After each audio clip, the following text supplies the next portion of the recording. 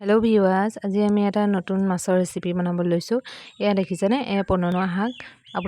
আমাৰ এইফালে পনৌনোৱা শাক বুলি কয়, আপোনালোকৰ ফালে কি কয় জনাবচোন।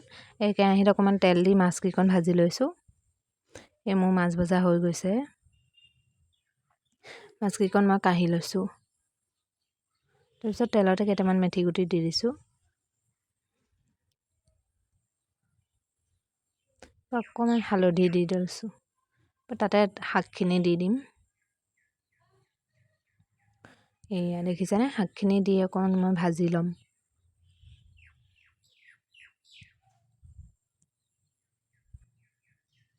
শাকখিনি ভালকৈ ভাজি ল'ম, অকণমান ঢাকোনখন দি দিম। তাৰপিছত ঢাকোনখন উদঙাই এয়া আমাৰ প্ৰায় সিজি গৈছে পাচলিখিনি। অকণমান লৰাই ল'ম, ভালকৈ লৰাই লৈ পেলাই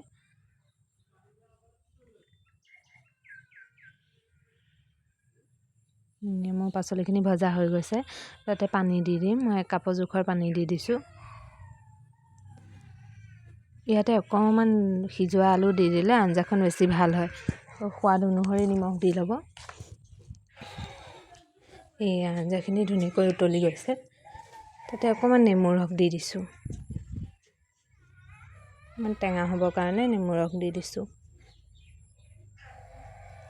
ইয়াতে মাছকেইকণ ভজা মাছকেইকণ দি ল'ম।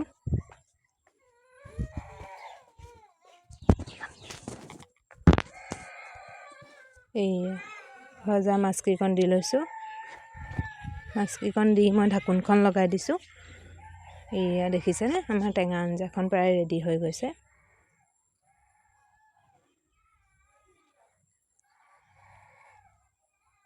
এয়া মোৰ টেঙা আঞ্জাখন ৰেডি হৈ গ'ল। এতিয়া মই বাতি এটাত উলিয়াই ল'ম। এয়া দেখিছেনে, ইমান ধুনীয়া কালাৰ আহিছে।